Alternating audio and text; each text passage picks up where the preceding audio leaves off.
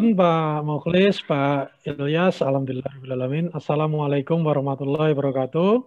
Bapak-bapak, Waalaikumsalam warahmatullahi wabarakatuh. Ibu, peserta kelas khusus MS pada sore hari ini, alhamdulillah, puji syukur kehadirat Allah SWT, kita diberikan kesempatan sehingga bisa berkumpul dalam kelas Zoom ini.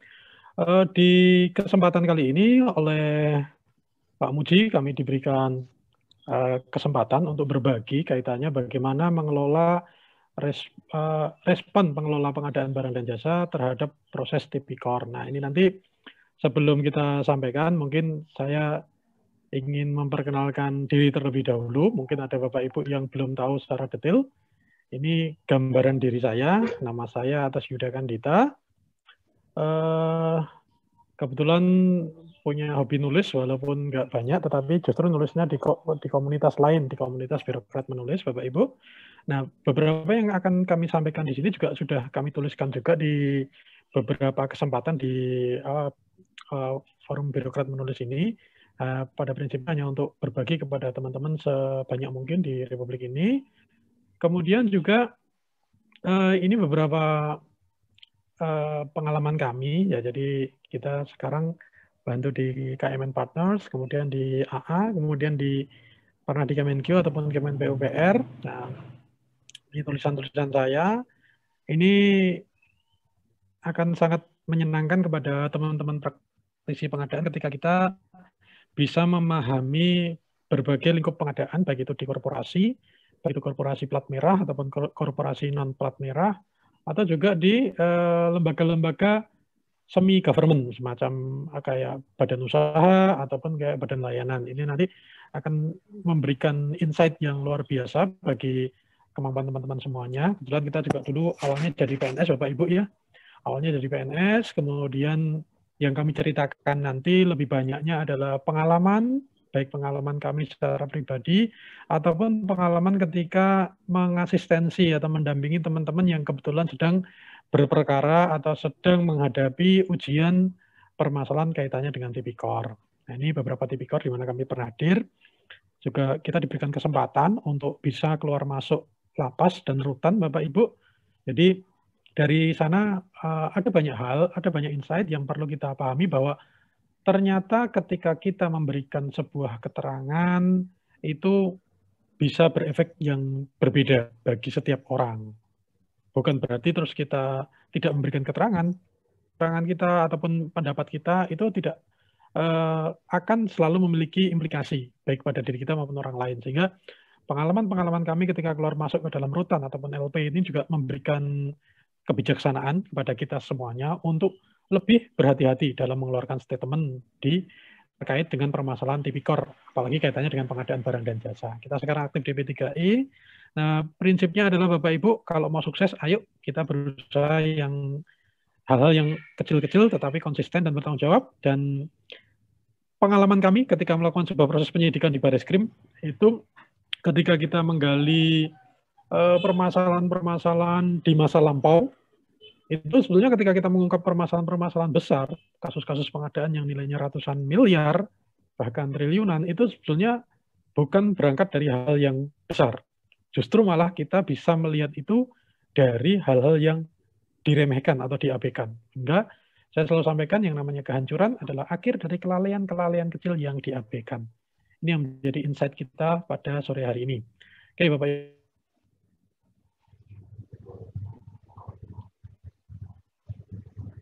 mau digunakan. Sekarang saya langsung ke materi. Jadi seperti tadi saya sampaikan, yang kita sampaikan ini adalah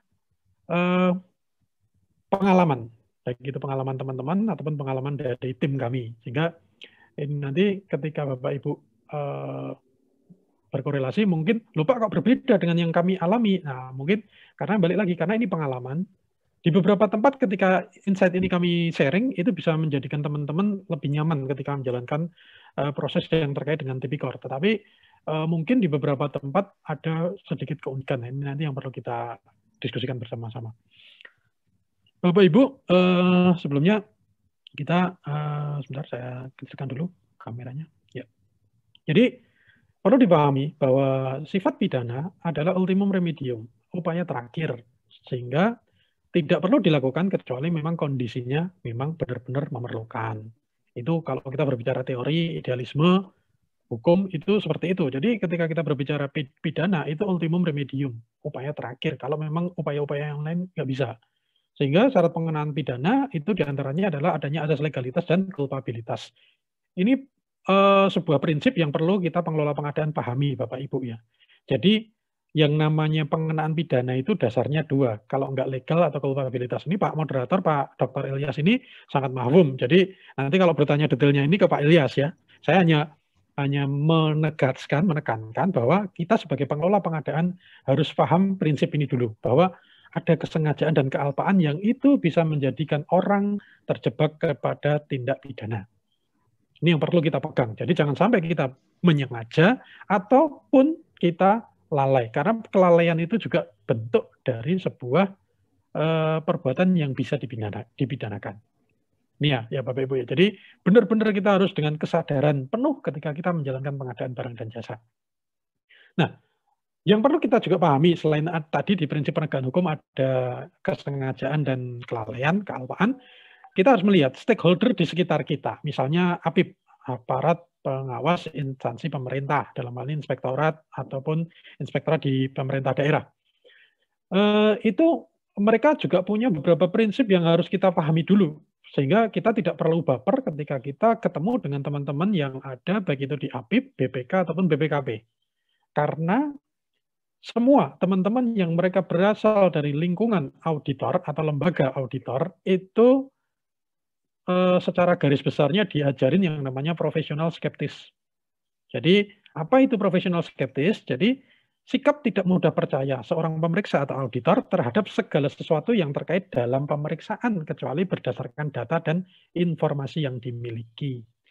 Ini yang ingin saya sampaikan kepada teman-teman semuanya bahwa teman-teman jangan terlalu jangan terlalu khawatir lah ketika kita didatengin pemeriksa, ketika kita didatengin auditor. Kita nggak perlu terlalu khawatir. Kenapa? Karena ya memang auditor tugasnya adalah memastikan pekerjaan kita sesuai dengan parameter atau regulasi yang berlaku.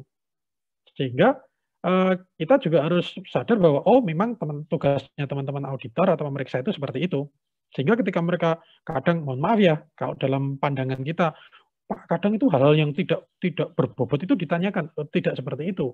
Karena auditor ketika akan menjalankan fungsi pemeriksaan, mereka sudah melakukan sebuah semacam kayak persiapan yang mereka sudah melakukan gladi terkait bagaimana apa-apa yang perlu ditanyakan, jawabannya apa, itu nanti mereka sudah siapkan follow up-nya, tindak lanjutnya, sehingga segala sesuatu yang dilakukan di lapangan itu sesuatu yang sebetulnya sistematis dan sudah terukur.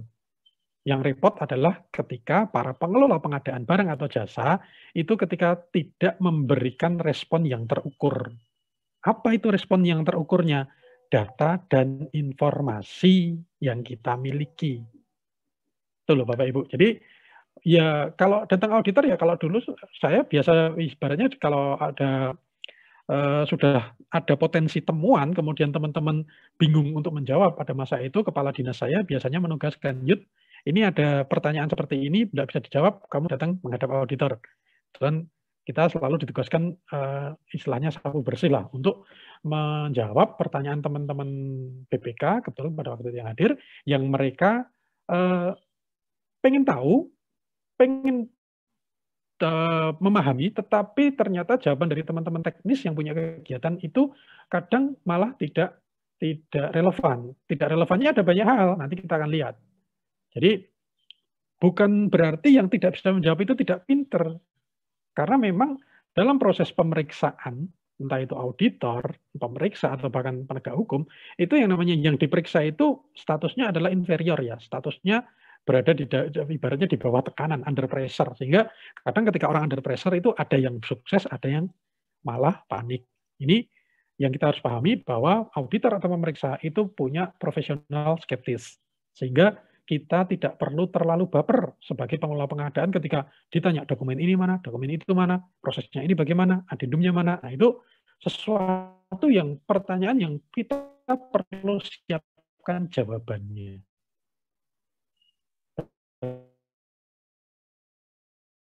Berdasarkan apa? Data dan informasi yang kita miliki. Nah, kemudian sering dengar ya, azas praduga tidak bersalah. Pak, itu kenapa kok harusnya kan azas praduga tidak bersalah, Pak. Tapi kok kenapa, ini pengalaman ya, mungkin teman-teman juga mengalami. Ketika kita hadir menghadap misalnya di kepolisian, di kejaksaan, atau bahkan ketika kita berinteraksi dengan teman-teman KPK yang kebetulan di divisi penindakan, itu kok seolah-olah kita ini Pak, diperlakukan, di-pressure seolah-olah kita itu sudah melakukan sesuatu hal yang nggak benar. Nah, ini yang kita juga harus pahami Bapak Ibu ya. Jadi kalau kita belum memahami apa yang dilakukan oleh teman-teman kepolisian, kejaksaan, dan KPK, kita akan menganggap bahwa mereka seolah-olah menjudge kita. Tidak, mereka tidak melakukan judgement kepada kita. Teman-teman kejaksaan, kepolisian, ataupun KPK itu juga memiliki protap yang sebetulnya sudah terukur.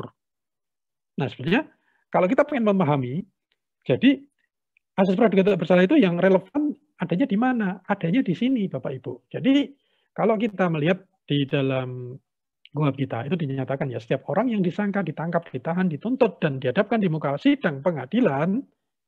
Jadi kalau sudah disangka, ditangkap, ini wajib dianggap tidak bersalah.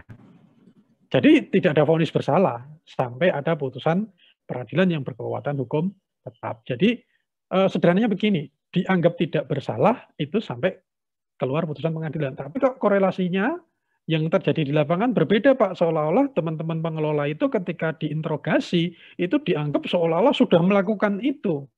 Nah, ini yang kita harus pahami di trik atau tips yang akan saya sampaikan setelah ini. Oke, ini kita pegang dulu bahwa memang asasnya adalah asas praduga tidak bersalah. Tetapi dalam proses pemeriksaannya ada beberapa strategi-strategi yang perlu kita juga pahami. Dan dari memahami strategi-strategi itu, kita juga akan memberikan respon yang memadai, respon yang terukur dan setara. Jangan kita malah seolah-olah ketika kita sudah di-pressing seperti itu sedemikian rupa, jadi dianggap seolah-olah, wah kita ini sudah salah Pak, kita ini dianggap sudah, katakanlah let's say, naudzubillah min dzalik, atau ini kita sudah dianggap sebagai koruptor Pak, enggak seperti itu, sabar. Oke. Nah ini Bapak Ibu, kenapa kita harus memahami itu? Karena kita tujuannya adalah melawan kriminalisasi. Jadi Bapak Ibu semuanya bahwa kita harus pahami, yang paham proses pengadaan itu kan teman-teman yang lulus sertifikasi pengadaan. Itu ya, yang harus dipegang itu. Jadi orang pengadaan boleh menjawab secara sederhana hal-hal terkait pengadaan kepada orang yang paham pengadaan juga. Tetapi manakala kita berurusan dengan stakeholder lain, misalnya tadi auditor, BPK, atau bahkan penegak hukum, kita harus paham dulu berapa sih dari teman-teman penegak hukum, auditor, dan lain sebagainya ini yang mereka punya pemahaman yang sama terkait pengadaan barang dan jasa. Pengalaman kami di Republik ini, yang punya pengalaman sampai benar-benar mendalami, katakanlah let's say, itu ya tidak semuanya Bapak Ibu ya. Jadi teman-teman itu yang stakeholder di luar pengadaan itu lebih seringnya mereka memahami pengadaan itu dari sebuah buku, dari sebuah literatur. Bagaimana prosesnya? Nah, itu yang akan diujikan kepada kita atau diujikan kepada pengelola pengadaan. Artinya apa? Kita berada pada gap pemahaman yang tidak sama, sehingga kita akan kerepotan kalau kita menganggap seolah-olah mereka harus paham seperti kita, gitu. Tidak bisa. Kemudian juga kadang memang di beberapa tempat itu masih terdapat penyalahgunaan kewenangan. Ini bagaimana maksudnya? Ya kadang kan gini, apakah ini imbas dari kedangkalan pemahaman tadi, atau karena memang ada sebuah motif-motif yang lain, itu kita tidak bisa menjawab. Tapi kita akan melihat bahwa ternyata dalam proses penegakan hukum tersebut memang ketika yang melakukan proses itu memang belum memiliki backup tenaga ahli yang memadai, atau punya backup tenaga ahli tapi kurang kompeten, atau tidak punya portofolio atau pengalaman yang relevan, itu biasanya seringnya itu ibaratnya begini, man behind the gun. Senjata itu tergantung orangnya. Nah sekarang kalau orangnya itu sudah bisa menggunakan senjata otomatis, tapi ternyata tenaga ahli yang membackup-nya adalah tenaga ahli yang kebetulan pengalamannya di senjata manual misalnya. Nah ini kan ada tidak sinkron. Jadi sebetulnya penyalahgunaan kewenangan yang ada di sini adalah penyalahgunaan yang memang sebetulnya berawal dari kedangkalan pemahaman atau ketidakpahaman tadi. Apakah ada motif-motif lain? Nah, itu kita tidak berkompeten untuk menjawabnya secara detail karena memang itu sangat kasuistik nantinya. Kemudian juga yang perlu kita tekankan bersama, kenapa kok kriminalisasi itu harus kita lawan? Jadi begini Bapak Ibu, saya itu pernah melakukan asistensi pendampingan kepada teman-teman yang sedang mengalami proses tipikor ini. Dan yang unik di sana, di beberapa tempat yang kami dampingi tadi, itu ternyata dari teman-teman di luar pengadaan itu sudah malah memiliki dokumen yang lebih komplit. Aneh kan? Makanya bahkan teman-teman yang memanggil kita itu malah mereka juga bingung. Iya Pak, kok dokumen saya ada di sana semuanya ya Pak ya? Lah, ada apa ini? Nah, ternyata mohon maaf Bapak Ibu, kita melihat bahwa dengan adanya salah satunya ini pendapat pribadi saya ya. Salah satunya dengan adanya era otonomi daerah seperti ini, maka kadang kompetisi di lapangan itu terlalu dinamis dan kadang manakala kompetisi itu terlalu dinamis, maka seringkali dalam kompetisi politis tadi akhirnya menggunakan peran dari instrumen-instrumen yang disediakan oleh negara. Apa itu? Misalnya persaingan menjadi kepala daerah. Itu calon A melaporkan calon B ganti lapor calon C, dan seterusnya, dan seterusnya. Hal seperti itu banyak terjadi. Nah ini yang kita juga harus pahami, pengelola pengadaan itu berada pada pusaran ini. Karena kita berada pada pusaran ini, maka penting bagi kita untuk lebih aware. Nah ini, sebetulnya cuma 4K ini saja yang ingin saya sampaikan kepada teman-teman. Pertama, kooperatif. Kedua, kompetensi sesuai kapasitas. Yang ketiga, konten, pahamilah proses. Dan yang keempat, komunikatif. Jadi hanya 4K. K1, K2, K3, K4. Kalau lulus pengadaan dulu ada L, L1, L2, L3, L4. Nah, kalau menghadapi penegakan tipikor, ini pengalaman kami dan beberapa teman-teman, itu kita menegakkan 4K. Apa itu? Kooperatif, kompetensi, konten, dan komunikatif. Dengan kita menjalankan 4K ini, alhamdulillah, pengalaman teman-teman yang sedang mengalami ujian terkait dengan proses tipikor, itu responnya luar biasa, dan itu sangat sangat melegakan. Kenapa? Begitu kita telepon, gimana Pak kabarnya pemeriksaan yang kemarin? Alhamdulillah Mas, bisa kita jelaskan, lancar, teman-teman dari kepolisian atau kejaksaan puas dengan jawaban kita. Proses insya Allah tidak berlanjut. Nah ini adalah sebuah istilahnya sebuah pernyataan yang melegakan ketika tips yang kita sampaikan ke teman-teman ini akhirnya bisa menjadi solusi atas ujian yang sedang berlangsung. Sekarang yang pertama, kooperatif. Apa itu kooperatif? Ini saya berikan tips sederhananya. Pertama, Bapak Ibu, setiap undangan, setiap panggilan itu mesti mencantumkan waktu. Setiap undangan itu mesti mencantumkan waktu. Sehingga kalau misalnya kita semuanya itu sedang menghadapi sebuah permasalahan, maka pastikan kita hadir sesuai dengan undangan yang ada. Jadi kita hadir sesuai dengan undangan yang ada. Kenapa? Karena Bapak Ibu, komitmen kita kepada waktu ini yang nanti akan bermanfaat. Menunjukkan apa? Menunjukkan bahwa kita itu sebagai orang yang memang siap untuk dimintai keterangan. Jadi ketika kita berkomitmen dengan waktu ini, maka pihak yang memanggil kita, entah itu auditor, apapun itu untuk penegak hukum, itu mereka sudah akan melihat, wah ini orang kok pede banget, nah gitu lah. Ya sebenarnya kita sih nggak pede ya, kita komit aja kepada waktu. Karena apa? Karena memang waktu itu istilahnya bisa menjadi senjata kita. Manakala kita bisa hadir on time, maka sebentar Bapak Ibu, saya ini pakai datanya agak sedikit masalah.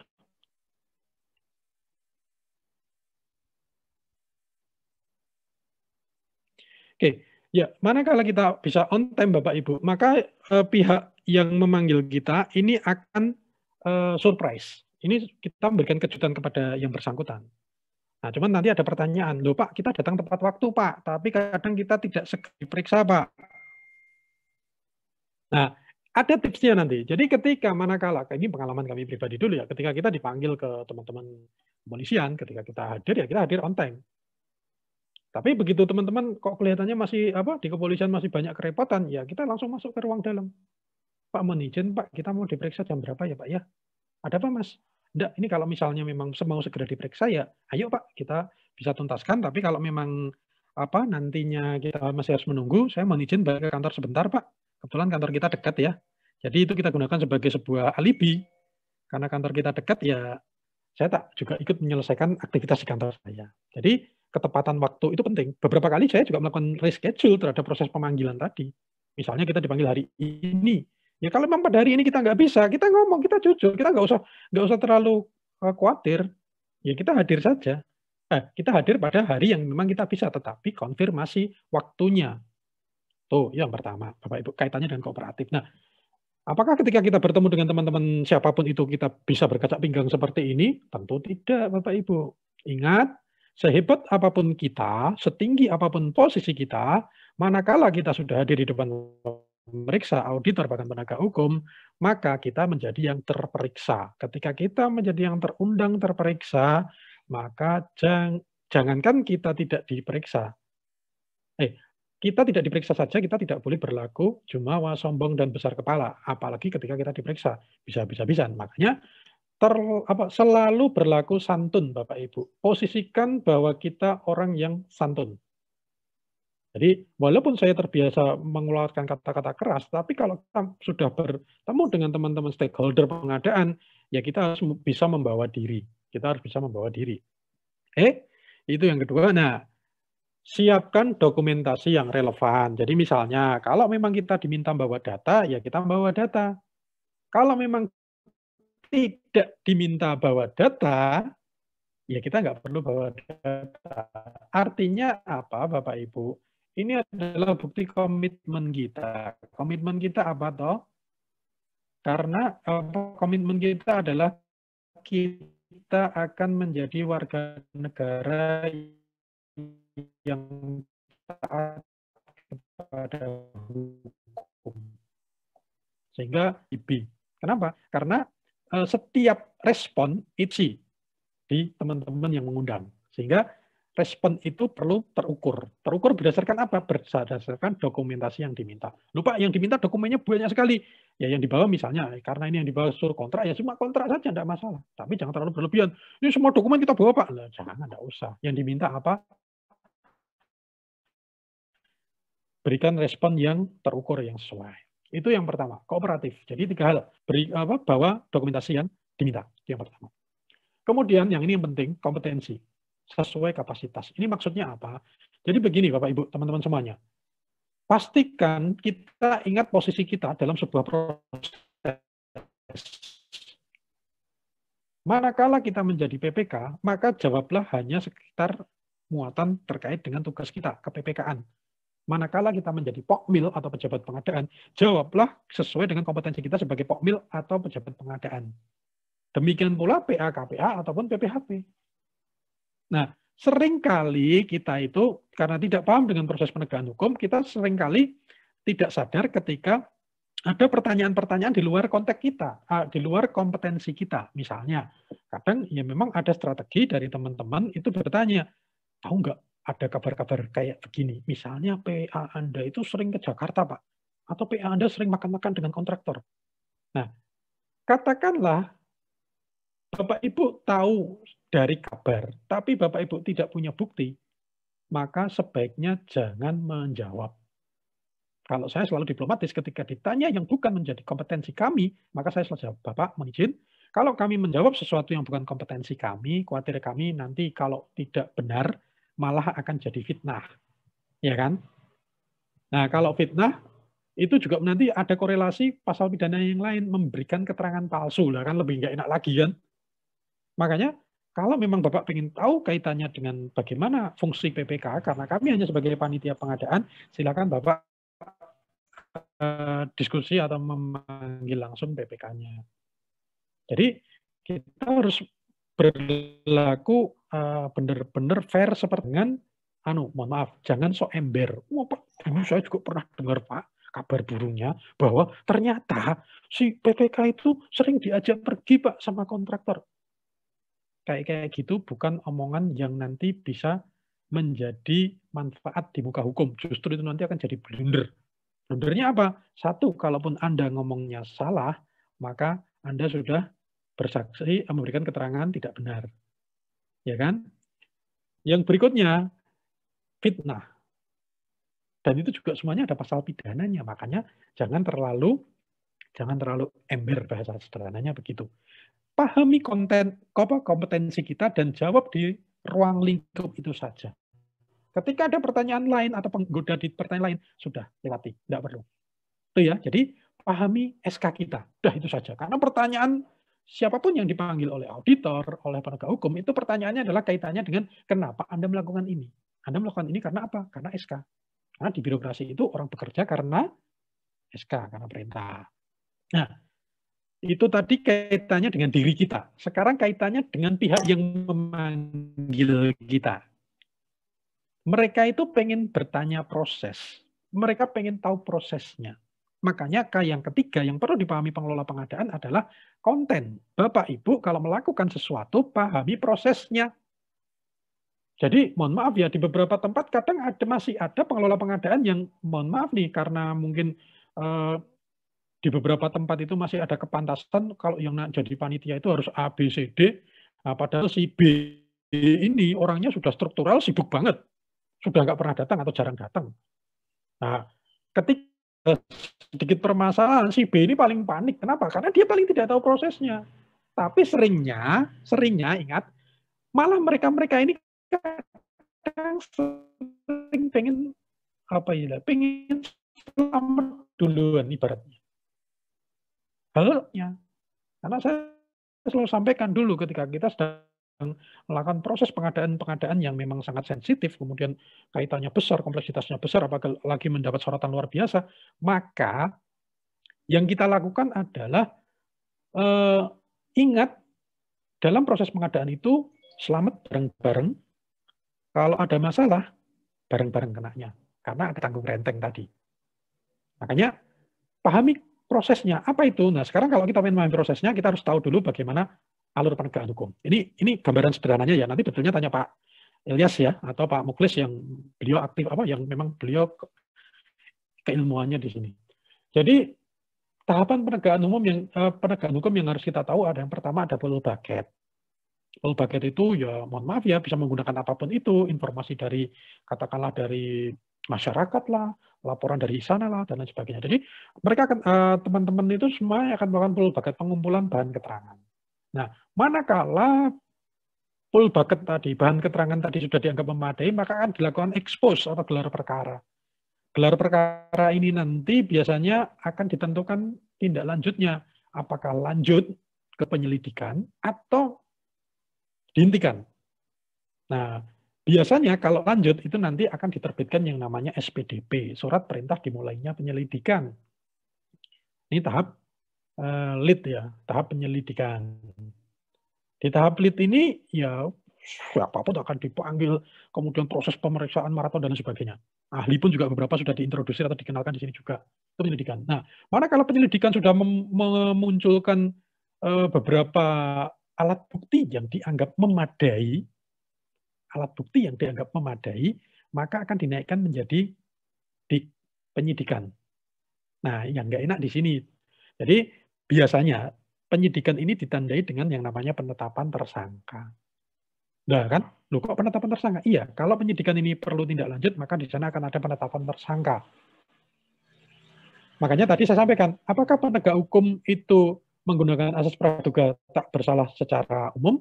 Tidak. Kenapa? Karena tugas dari penegakan hukum itu adalah kalau ini lanjut, maka harus ada konstruksi hukum yang memunculkan tersangkanya. Tetapi manakala ini berhenti, ya sudah, proses itu sudah tindak lanjuti dan sudah jelas terang benderang. Nah, ini tahap penyidikan. Nah, kalau sudah selesai tahap penyidikan, maka mulai dari saksi, ahli dan lain sebagainya dipanggil di BAP, kemudian dilimpahkan ke pengadilan untuk penuntutan. Nah, proses pengadilan seperti itu, KUHAP-nya panjang, mulai dari pembacaan tuntutan, terus istilahnya, dari yang disangka itu melakukan istilahnya pembelaan awal itu itu, dan seterusnya panjang banget itu. Nah, baru nanti ketika ingkrah sudah diputuskan akan dilakukan eksekusi. Nah, yang perlu kita pahami Bapak Ibu, teman-teman penegak hukum itu dalam Tipikor juga itu akan mengumpulkan 2 dari 5 alat bukti ini minimalnya. Jadi Bapak Ibu ada keterangan saksi, makanya kenapa kok banyak yang dipanggil. Kemudian juga menghadirkan ahli, karena memang butuh konstruksi hukum yang benar-benar valid. Kemudian adanya surat-surat, dokumen-dokumen. Kemudian nanti biasanya sudah mulai akan ada TikTok antara misalnya kalau yang melakukan proses penyidikan ini di kepolisian, maka sudah akan ada TikTok atau komunikasi dengan teman-teman yang ada di kejaksaan, di penuntut. Kenapa? Karena biasanya penuntut itu nanti juga ketika akan memfollow up, dia membutuhkan beberapa dalil-dalil atau bukti-bukti sehingga penuntut ini biasanya atau kejaksaan ini biasanya akan memberikan petunjuk. Oh, tolong digali ini, tolong digali ini, tolong digali ini. Nah, kemudian yang terakhir alat buktinya adalah keterangan terdakwa. Nah, kenapa kok dalam proses penegakan hukum kita kok dipanggil seperti itu? Ya karena memang ini yang sedang digali oleh teman-teman. Nah, sekarang yang perlu kita tanyakan kepada diri kita, terkait dengan semua proses tadi, alur yang mereka jalankan tadi, kita ada pelanggaran atau ada kesalahan atau tidak. Itu yang perlu kita cross check kepada diri kita sebagai pengelola pengadaan. Kita pastikan manakala administrasi dokumentasi kita memang benar-benar valid, kemudian memang intens atau niatan kita memang benar-benar fokus kepada pekerjaan, maka itu semua nanti akan muncul di dalam prosesnya. Sehingga tidak perlu ada kekhawatiran yang berlebihan. Deg-degan, iya Bapak Ibu, kita tetap deg-degan. Saya akan bohong ketika saya dapat surat cinta, saya nggak deg-degan.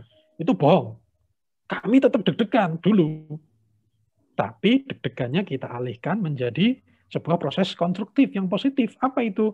Kita siapkan, kita siapkan berkas ini, kita siapkan ini, nanti jawabnya begini. Nah, gitu loh Bapak Ibu. Nah, kemudian yang penting, yang keempat, ini Bapak Ibu, kita harus komunikatif. Komunikatif itu bagaimana sih? Nah, ini. Nah, ini sebenarnya kalau kita kelas offline kita bisa tunjukkan. Jadi ketika kita menghadap kepada teman-teman penyidik atau teman-teman penegak hukum, posisi duduk itu sebetulnya sudah bisa dijadikan sebuah alibi. Saya duduk terbiasa tegak, pandangan tenang. Terus kemudian misalnya contoh ini saya ilustrasikan ya. Ada yang duduknya begini. Ada lagi yang langsung begini. Terus ada lagi yang pokoknya ketika posisi duduknya sudah tidak natural, kekhawatiran atau deg-degannya sudah menguasai kekalutan, nah ini kemenangan bagi pihak yang memanggil kita. Dia sudah punya poin, wah 1-0 menang saya nih. Orangnya deg-degan. Nah, gitu. Makanya posisi duduk ini nanti juga harus kita setelah posisi duduk Bapak Ibu ketika terpaksa menghadapi proses ini adalah dengan posisi yang paling nyaman, tetapi tetap dengan menjaga kesopanan. Jadi setiap posisi duduk itu bisa diinterpretasikan secara psikologi. Apa bersangkutan ini ada sesuatu yang disembunyikan atau tidak? Karena orang yang terbuka, orang yang jujur itu posisi duduknya jelas, nyaman, tegak. Tapi orang yang dia kalut atau yang menyembunyikan sesuatu, ini posisi duduknya mesti nggak nyaman. Klogat, gerak sana, gerak sini. Resah. Ini pertama. Jadi komunikasi itu tidak perlu dengan omongan dulu Bapak Ibu. Komunikasi itu dengan cara kita duduk. Berikutnya. Kira-kira Bapak Ibu pernah nggak ketika kita bertemu istilahnya dalam proses BAP atau dalam proses pengadilan, kan pernah banyak orang mengatakan bahwa kita itu harus menatap lawan bicara kita, dan dari tatapan mata inilah kita mengirim message, kita mengirim pesan bahwa ketahuilah saya akan menjawab pertanyaan Anda dengan sejujur-jujurnya. Itu message kita. Jadi jangan sampai kita tertunduk. Atau begini, dalam ilmu psikologi itu ada orang kalau bohong, orang kalau akan menyampaikan sesuatu yang tidak semestinya atau tidak sebenarnya, maka pastikan ketika yang bersangkutan Anda ajak untuk bicara, mesti matanya akan sekali terlempar ke kanan atas atau ke kiri atas. Artinya apa? Dia sedang mengalirkan semua energinya untuk untuk mengatur sebuah informasi yang ada di kepalanya. Di mana informasi itu bukan informasi yang natural. Sehingga tidak benar, tidak pas kalau teman-teman menghadapi, misalnya dipanggil jaksa atau polisi, kalau teman-teman itu nggak berani menatap matanya. Tapi jangan terus belalak-belalak gitu juga, jangan. Tapi artinya eye contact saja, eye contact. Sama seperti ketika kita mengajar, sama seperti ketika diskusi. Jadi eye contact itu ada. Kontak mata itu ada. Nah, kemudian berikutnya adalah setelah posisi duduk, kontak mata, yang perlu kita juga ini Bapak Ibu. Jangan jangan gemeter, jangan suara itu nggak keluar. Tapi sebaliknya pula, jangan kita teriak. Jangan kita berteriak-teriak juga. Tapi yang bagaimana? Ya, cukuplah, sorry, saya balik dulu. 14-an. Jadi cukuplah seadanya. Senyaman kita. Senyaman kita itu artinya ya memang, ya itu memang kita bisa, ya sama kalau bahasa kita orang Jawa itu kayak ketika kita sedang jagongan atau cangkruan atau nongkrong. Jadi intonasi suara, volume itu juga yang natural. Kita jaga senatural mungkin. Nah, ini dengan proses, dengan pelatihan, dengan simulasi, itu nanti akan bisa kita tunjukkan kepada Bapak Ibu. Oke ya, itu 4K yang ingin saya sampaikan kepada Bapak Ibu semuanya, teman-teman pengelola pengadaan, kalau kita terpaksa harus berurusan dengan penegakan hukum, khususnya tipikor. Nah, kemudian untuk memperkaya konten, nah ini yang sering kali salah kaprah pengadaan yang dipahami oleh teman-teman di luar kita. Atau bahkan di antara kita sendiri pun juga masih ada yang memahami ini. Dulu kan ada keuntungan maksimal 15%, gitu, atau terbatas 15%. Ini mohon maaf, ini pernyataan-pernyataan yang tidak berdasar. Kenapa? Karena kalau kita menilik referensi kembali, keuntungan 15% itu adalah penjelasan di dalam Perpres. Kalau nggak keliru, Perpres 54 2010 itu di penjelasan. Tetapi di pasal penyusunan HPS, manakala pihak penyusun HPS tidak tahu atau tidak memiliki informasi yang memadai terkait bagaimana sebuah proses bisnis barang dan jasa yang akan ditransaksikan. Kita ketika menyusun HPS kita memberikan keuntungan yang wajar, kan gitu. Jadi kalau dalam transaksi real misalnya, apakah kita perlu memberikan batasan keuntungan? Nah, kalau transaksi real, misalnya sudah berkontrak, kemudian barangnya sudah sesuai spek, kemudian ternyata penyedia kok bisa mencari vendor yang lebih ngirit lagi, misalnya gitu kan? Nah, itu haknya vendor, bukan kesalahannya PPK menyusun HPS, tidak. Nah, ini yang perlu kita pahami. Ini bagian dari pengayaan. Kemudian, nah ini juga dulu ada beberapa teman-teman penyidik itu yang tanya, karena mungkin beliaunya ternyata belum pernah membaca adanya Perpres yang baru. Waktu itu peralihan dari Perpres 70, dari Perpres 54 ke Perpres 70. Di sana kan dinyatakan, Perpres 4 2015. Di sana dinyatakan apabila yang mendaftar tender itu cuma satu atau pelelangan umum cuma satu, maka proses dilanjutkan dengan penunjukan langsung. Nah dulu itu banyak teman-teman penegak hukum yang mungkin update informasinya kurang, itu sudah gegap gempita menyampaikan ke dalam forum publik bahwa tidak boleh peserta lelang itu hanya satu gitu loh. Ini satu kok diluluskan dan langsung diberikan pekerjaan, ini bagaimana? Nah, ternyata begitu kita misalnya FGD bersama beliau-beliaunya, kita tunjukkan dasar hukumnya, oh ternyata aturannya baru, Mas. Iya, Pak. Makanya itu loh Bapak Ibu. Jadi kadang yang bertanya kepada kita itu memang benar-benar belum update gitu loh. Makanya kita tidak perlu tidak perlu membawa pikiran-pikiran yang aneh dasar hukumnya. Nah, ini yang sering juga muncul. Administrasi dibawa ke korupsi. Nah, ini kadang kita bikin jengkel. Kenapa? Karena ada sebuah logika di mana ya ini gara-gara administrasi ini Mas, yang ini harusnya nggak menang karena dia harusnya nggak menang, maka harusnya dia nggak dapat keuntungan Mas. Oh gitu ya Pak ya. Padahal ini masalahnya administrasi loh. Masalahnya kadang berita acara tanggalnya berbeda misalnya gitu ya. Kan tinggal diuji saja apakah memang penanggalan yang berbeda ini hanya sekedar salah ketik atau memang penanggalan yang berbeda ini memang ada intens. Kalau ada intens berarti kan ada bukti pendukung lain atau ada fakta pendukung yang lainnya. Nah, kalau fakta atau bukti pendukung lainnya nggak ketemu, ya jangan memaksakan bahwa ini kesalahan administrasinya ini disengaja ini. Nah, tidak seperti itu. Makanya kita sering adu argumentasi dengan teman-teman penyidik ketika kita diminta bantu di gelar perkara. Itu kita benar-benar kita gali, kita tunjukkan, Pak tolong ini digali lagi Pak. Karena kalau Bapak nggak bisa menggali ini, Bapak di-counter dengan pertanyaan seperti ini, sangkaan Bapak akan sangat lemah. Nah, ini yang juga harus pahami. Jadi, jangan sampai hal yang sifatnya administratif atau hal yang keperdataan itu dianggap sebuah proses korupsi. Kenapa? Karena korupsi itu tindak pidana. Tindak pidana itu melekatnya individu. Melekatnya kepada pribadi. Berbeda dengan administrasi dan berbeda dengan keperdataan. Administrasi mengikat ke badan administrasi. Keperdataan mengikat ke badan yang melakukan kontraktual atau keperdataan.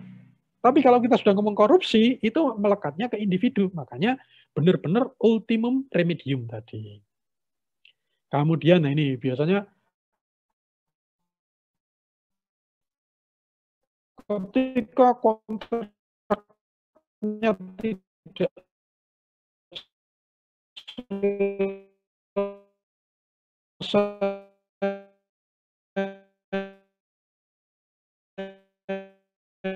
ketika bangunannya kok berbeda dengan yang direncanakan, apakah ada unsur manipulatif? Nah, ini seringkali kan mohon maaf ya, orang-orang di luar komentar, itu kan komentarnya pedes-pedes ya. Ya kita mungkin beliaunya belum pernah pegang kontrak. Sudah kenceng, salah, ya panggil oleh yang berwenang, ya kita jawabnya sesuai dengan. Kemudian juga pernah kali kita kesalahan proses lelang yang bisa berakibat kepada batalnya kontrak. Saya tuh kadang juga bingung juga, loh Pak, proses pemilihan itu administratif, kontraktual itu keperdataan, kalau pidana itu sebentar. Jadi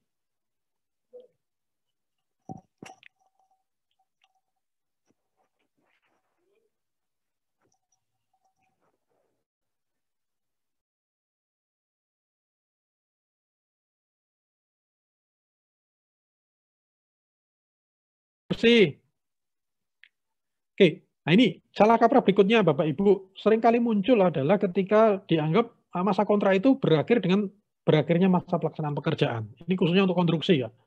Jadi kita pernah mengasistensi pada waktu itu datang teman-teman, ya mungkin karena memang beliau juga tidak concern di pengadaan, terus tiba-tiba disuruh melakukan upaya hukum di kaitannya dengan proses konstruksi. Nah, ternyata itu masih masa pemeliharaan. Mas ini ada kasus gini.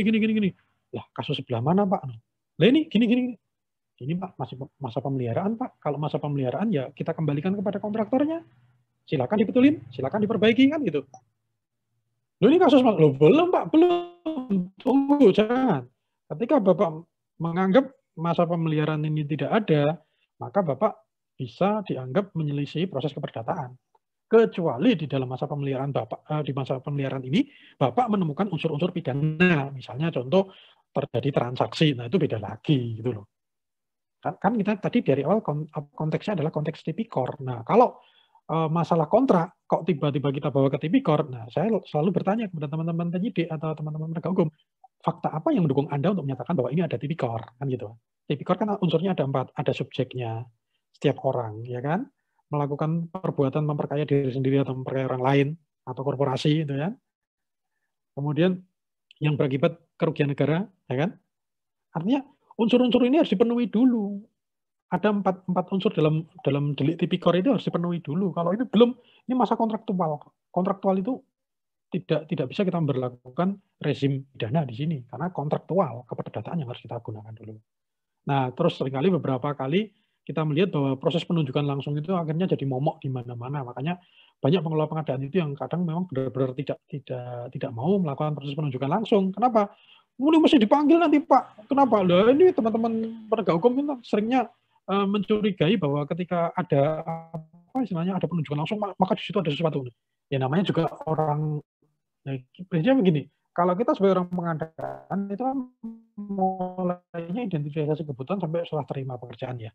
Nah, kalau orang yang di luar pengadaan itu kan dia tidak melihat semua proses di dalamnya, dia hanya melihat simpulan-simpulan yang sangat terbatas fakta dan datanya. Nah, kalau mereka curiga ya kita jawab saja. Ini malah jadi kesempatan bagi kita untuk memberikan informasi yang benar atau pengajaran yang benar kepada teman-teman ini. Jadi intinya adalah jangan kalut terhadap masalah dulu. Nah, sehingga Bapak Ibu, saran saya sebagai closing untuk diskusi kita dan pengantar untuk diskusi kita, kalau kita internal pelaku pengadaan barang dan jasa, maka laksanakan tugas sepenuhnya. Pertama itu, full, totalitas. Kedua, jangan mengambil putusan di luar kewenangan. Contoh misalnya, Pokja itu dalam review maksa PPK ngubah spek misalnya, atau maksa PPK ngubah HPS. Atau sebaliknya, PPK pada saat masih masa sanggah, udah mana sini, saya mau bikinkan SPBJ-nya. Wait, hati-hati, tunggu.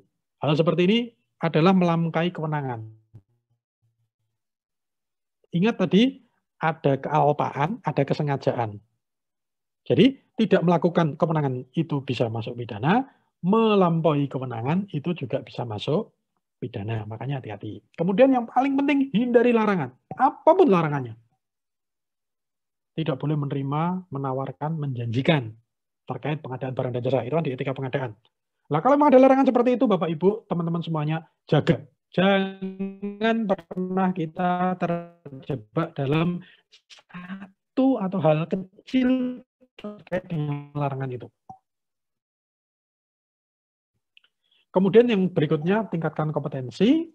Kalau bingung, banyaknyalah bertanya. Dan Bapak Ibu, jangan pernah ragu, jangan pernah sungkan ketika dimintai bantuan, misalnya menjadi panitia pengadaan di kepolisian, menjadi panitia pengadaan di kejaksaan atau di pengadilan, atau bahkan di instansi vertikal lainnya. Karena dengan kita banyak membantu di banyak tempat tadi, akhirnya orang bisa memahami, oh ternyata kompetensinya pengadaan atau keahliannya pengadaan itu seperti ini ya. Ini cara kita untuk mengajari orang-orang di sekitar kita supaya mereka tidak curigation atau bahasanya suudon terus atau bahkan sampai menyangka kita tadi. Itu dari internal pelaku pengadaan. Nah, kalau untuk eksternal bagaimana? Nah, Apip, Inspektorat, tolong pengaduan itu segera ditangani. LKPP sudah menjalankan fungsinya, membuat peraturan yang lebih sederhana. Kemudian Kemenkyu atau Kemendagri itu membuat tata kelola keuangan itu menjadi lebih prudent lagi, lebih simple lagi, dan yang berikutnya adalah tekankan undang-undang administrasi pemerintahan. Nah, Bapak Ibu, teman-teman semuanya, kita berada pada perjuangan panjang menuju tegaknya integritas. Ayo kita jalankan bersama. Terakhir, Bapak Ibu, sebagai kesimpulannya, pahami, tidak setiap kesalahan adalah kejahatan. Mari buktikan kejahatannya. Nah, ini kalimat ini saya ambil dari salah seorang perwira di kepolisian, di salah satu Polres, yang kebetulan apa istilahnya disertasinya pengadaan barang dan jasa. Saya lupa nama beliau siapa ya, itu salah perwira. Kemudian yang terakhir, untuk penegakan hukum yang bermartabat.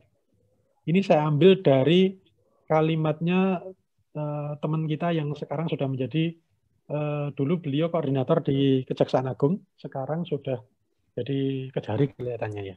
Mungkin itu Bapak Ibu. Jadi setiap kesalahan belum tentu kejahatan, mari buktikan kejahatannya dan mari kita lakukan penegakan hukum yang bermartabat. Demikian yang bisa saya sampaikan. Waktu saya kembalikan kepada Pak Ilyas, monggo.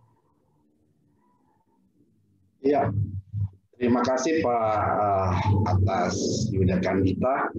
Materi yang cukup baik disajikan sistematis, berurut, sehingga kita para peserta, termasuk saya sebagai moderator, bisa menangkap maksud dari isi materi tersebut. Olehnya itu, saya memberikan kesempatan kepada teman-teman, bapak-bapak, ibu-ibu yang di peserta webinar, untuk raise hand, untuk mengajukan pertanyaan kepada narasumber kita. Silakan melakukan raise hand dengan mengklik tombol di partisipan, dan ada situ fitur tangan. Jadi silakan Bapak, Ibu-Ibu untuk mengajukan raisen atas materi yang disajikan oleh Bapak narasumber kita tadi. Belum ada ya? Oh iya, Pak Ahmad ya. Tadi Pak Ahmad ya. Oke. Belum ada ya? Pak Ahmad Jalani, Mungkin silakan gini, Pak. Pak. Baik, Pak terima Ahmad. kasih. Ya, silakan. Terima kasih, Bapak. Silakan. Ya, ada beberapa hal yang ingin saya tanyakan. Pertama tadi terkait masalah keuntungan ya. Tadi itu kan tidak ada dasar yang 15% gitu.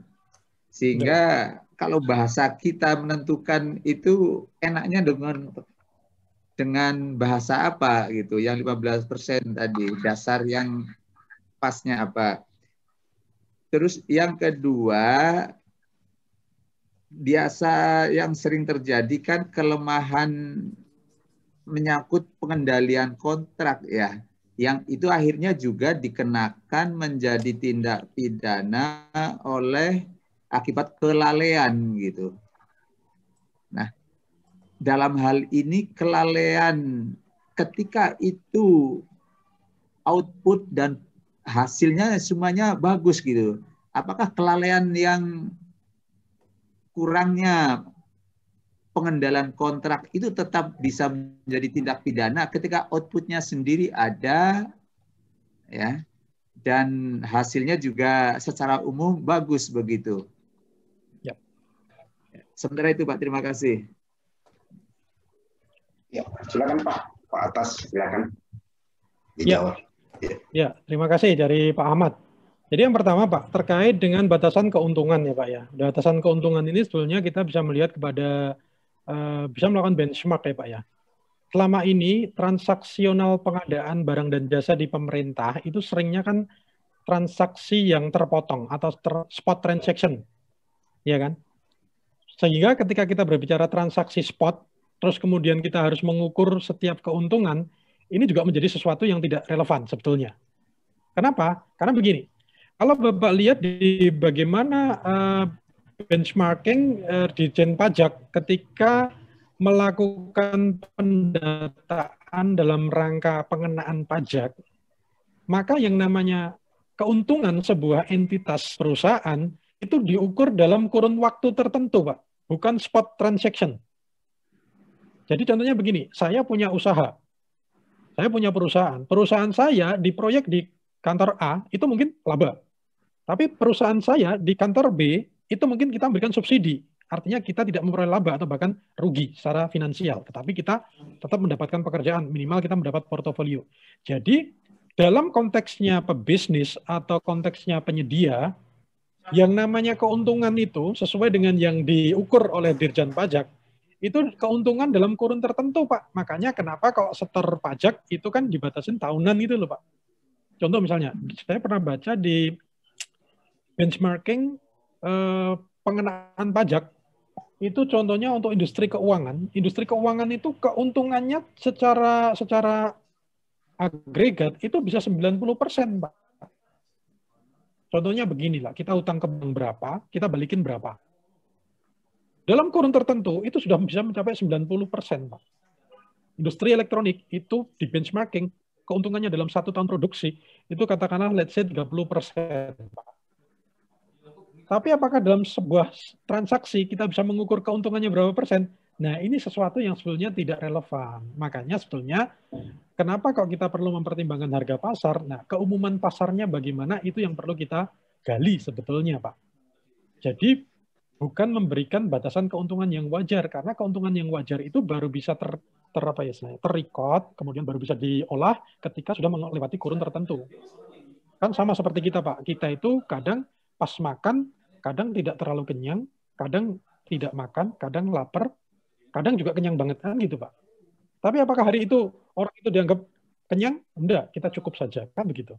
Nah, jadi kita perhatikan nanti kalau Bapak Ibu tertarik bagaimana Dirjen Pajak mengukur itu, silakan di benchmarking Dirjen Pajak dalam pengenaan pajak atas keuntungan-keuntungan dari sebuah perusahaan atau sebuah badan usaha. Yang pertama. Yang kedua, tadi pertanyaannya, kalau outputnya bagus, apakah kelalaian itu bisa dinafikan? Kalau saya menjawab, Pak, pendapat saya yang sering saya gunakan di pengadilan, saya sekarang kalau di pengadilan, terutama pengadilan tipikor, saya akan menjelaskan yang namanya performance based audit. Jadi pengadaan yang berbasis kepada kinerja. Kenapa itu saya jelaskan? Karena beberapa waktu yang lalu ketika saya diminta mengajar di Diklat PIM 3 di Badan Pemeriksa Keuangan di Kalibata, kebetulan pesertanya juga eselon 3 dari Sekretariat Negara, saya sampaikan bahwa di negara-negara yang maju, yang mereka sudah mengenal konsep progresif, hukum progresif, mereka akan melihat pengadaan itu secara utuh. Manakala output outcome-nya sudah terjadi, maka segenap kesalahan administrasi yang muncul di dalam prosesnya bisa dinafikan atau dimaklumi. Konteks hukum progresif, Pak. Konteks performance based audit seperti itu. Kenapa saya sampaikan? Karena saya ngajar kepada eselon 3 Badan Pemeriksa Keuangan. Akhirnya ada salah satu peserta yang akhirnya nyelutuk. Yang akhirnya cerita, Mas, saya baru pulang, Mas, dari negara yang sampean ceritakan. Yang sampean ceritakan benar. Makanya saya selalu sampaikan, sebetulnya kalau dalam konteks kita, pengadaan fokus kepada output, bukan output kepada sekedar clerical administratif, maka kelalaian pengendalian kontrak yang tidak berakibat kepada output atau outcome, maka itu juga bisa dinafikan. Itu jawaban saya, Pak. Monggo, silakan kalau ada yang. Ya, Pak Ahmad Jelani cukup ya? Ya, cukup. Terima kasih. Oke. Selanjutnya Pak Teddy Jumianto, Pak. Perkenalkan dari instansi mana, Pemda mana, Pak? Silakan, Pak. Di unmute. Pak Teddy. Halo. Oh, silakan, Pak. Ya. Terima kasih, Pak. Assalamualaikum warahmatullahi wabarakatuh. Ya, Pak. Nama saya Teddy Jumianto, Pak, dari Pemda Lebak. Pak, ingin bertanya, Pak, berdasarkan pengalaman Bapak gitu. Dalam proses pemilihan itu titik-titik kritis apa aja, Pak, yang biasa masuk dalam tindak pidana korupsi, Pak? Mungkin itu, Pak, pertanyaannya. Terima kasih. Wassalamualaikum warahmatullahi wabarakatuh. Waalaikumsalam warahmatullahi wabarakatuh. Jadi kalau kita berbicara lintasan kritis, maka yang namanya delik pidana itu bisa muncul di setiap proses, Pak. Bisa muncul di setiap proses. Kenapa?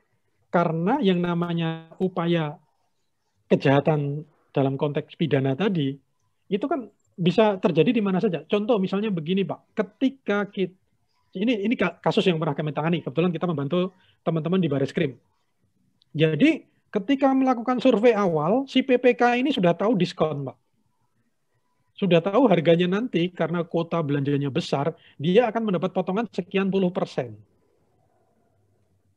Tetapi si PPK tadi dalam proses penyusunan perencanaan pengadaannya, persiapan pemilihannya, tidak menggunakan data diskon tadi, Pak. Karena ada tujuan lain. Nah, artinya apa? Bahkan sejak dalam proses awal pun, itu sudah terjadi proses pidana, Pak. Mohon maaf, Pak. Kalau kita tahu yang namanya mafia-mafia anggaran, pernah dengar yang namanya mafia-mafia anggaran, Pak.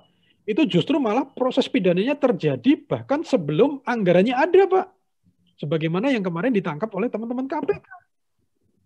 Jadi yang menjadi titik tekan kita bukan titik-titik mananya, Pak. Yang menjadi titik tekan kita adalah bagaimana kita melaksanakan pengadaan itu secara prudent, hati-hati, dan berdasarkan kepada kondisi yang real. Jadi kalau titik kritis, semuanya bisa jadi titik kritis, Pak. Semuanya bisa jadi titik kritis. Kenapa? Yaitu yang namanya menerima, menawarkan, menjanjikan, itu ada di setiap tempat, Pak. Kalau yang, mohon maaf, Di beberapa tempat seringnya kan yang namanya terima kasih itu belakang. Ya kan? Itu juga sudah kesalahan kalau itu dilakukan. Makanya ujung A sampai ujung Z. Hulu, hilir, bisa terjadi pidana. Yang penting, Pak, kita komit konsisten seperti yang tadi kita sampaikan di simpulan. Gitu, Pak. Monggo, Pak Ilyas, saya kembalikan. Ya, bagaimana Pak Teddy? Cukup? Cukup, Pak. Terima kasih, Pak. Ya, Pak. Oh ya, oke. Mantap.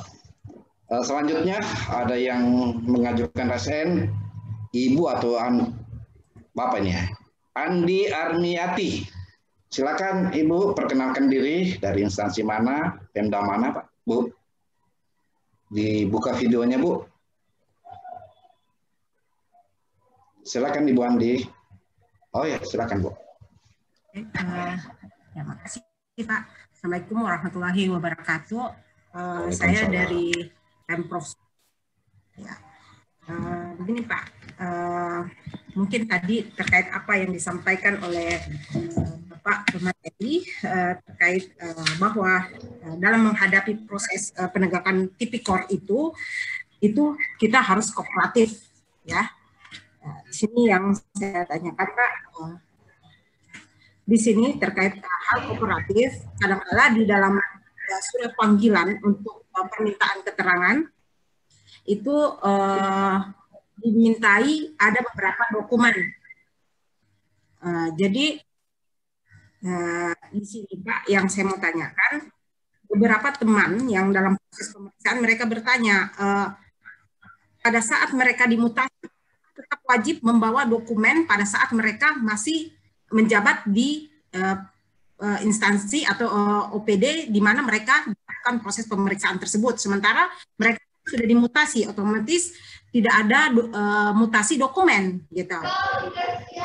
Pejabatnya aja yang dimutasi. Terus kedua, betul, ya. Juga bertanya, menurut mereka yang sempat konsultasi, bahwa di dalam surat edaran Mahkamah Agung itu izin penyitaan dilakukan apabila aparat penegak hukum sudah mendapatkan izin pengadilan, gitu. Jadi terhadap hal begini, saya minta petunjuk apa yang harus saya sampaikan kepada kepada obrik-obrik yang di dalam proses pemeriksaan, karena satu sisi kita harus kooperatif seperti arahan Bapak. Saya sependapat dengan Bapak karena tujuan adalah mencari kebenaran. Nah, jadi tetapi satu sisi mereka meminta kenapa mesti hal ini di mana mereka dituntut untuk itu. Sementara prosesnya menurut mereka itu harus ada izin dulu dari pengadilan. Ini menurut mereka. Terus yang pertanyaan saya Pak, mungkin ada 3 pertanyaan di sini terkait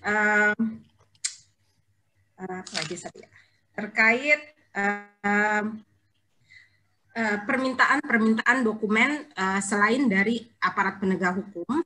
Itu kan di dalam perjanjian pernah dituangkan di mana Kementerian Dalam Negeri, izin koreksi kalau salah, Kementerian hal ini pernah juga saya tanyakan ke Kementerian Dalam Negeri, Kejaksaan Agung, dan apa ya satu, itu ada 3 yang melakukan penandatanganan, di mana terhadap pengaduan masyarakat dilakukan diproses dulu di aparat penegak hukum, di APIP, baru dilimpahkan ke Kejaksaan. Jadi mereka konsultasi ke kita, kami di Biro Hukum, kenapa proses ini tidak dilakukan dulu di APIP, sementara sudah ada perjanjian. Jadi saya hanya bisa menyampaikan bahwa posisinya proses hukum itu sudah ada dasar pelaksanaannya. Jadi saya minta petunjuk yang lebih jelas Pak untuk memberikan pandangan terhadap pelaksanaan pemeriksaan sesuai dengan arahan Bapak bahwa ada 3K termaksud kooperatif di sini. Mungkin begitu saja Pak. Demikian. Assalamualaikum warahmatullahi wabarakatuh. Waalaikumsalam warahmatullahi wabarakatuh. Langsung saya jawab ya Pak Ilyas. Silakan Pak. Silakan. Ya, jadi yang pertama tadi Ibu, ketika pejabatnya mutasi memang dokumen tidak pernah mutasi. Makanya bagian dari kooperatif di sini adalah dokumen itu adalah dokumen yang menjadi PPK, dokumen terkait dengan PPK-an. Itu pun juga, mohon maaf, kalau yang bersangkutan sudah tidak berada di pos yang sama, yang bersangkutan harus sampaikan kepada teman-teman yang mengundang. Pak, saya sekarang sudah mutasi, mohon izin, saya akan mengajukan permohonan dokumen terlebih dahulu ke dinas ini. Jadi prinsipnya Bapak Ibu, ada komunikasi yang jelas. Jadi kalau memang yang sudah berada di luar dinas yang kebetulan sedang saat ini diperiksa,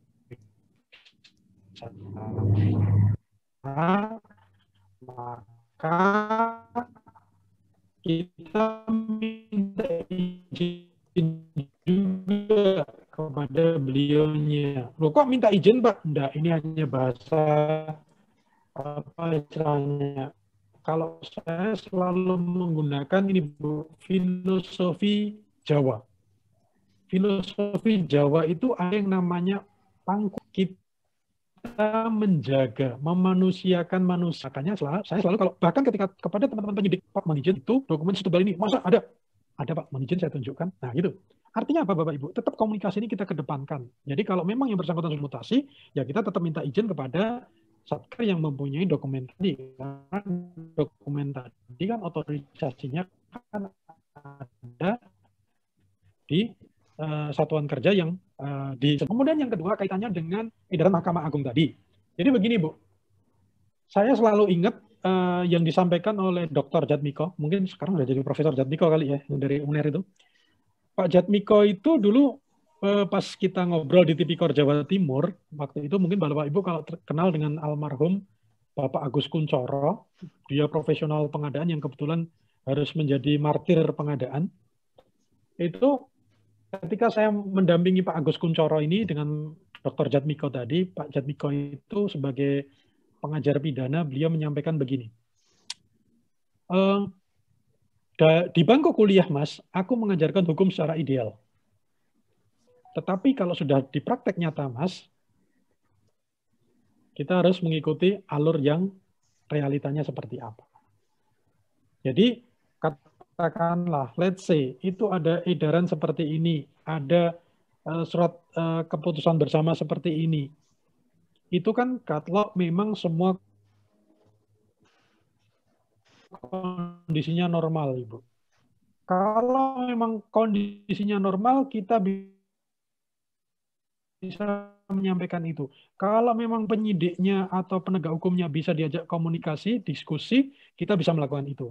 Tetapi manakala, ingat ya, manakala penyidiknya atau teman-teman dari penegak hukumnya belum memahami ini dan tidak mau sementara ini dipahamkan tentang ini, melawan secara frontal akan memunculkan teman kami, ini pasal yang kadang sangat.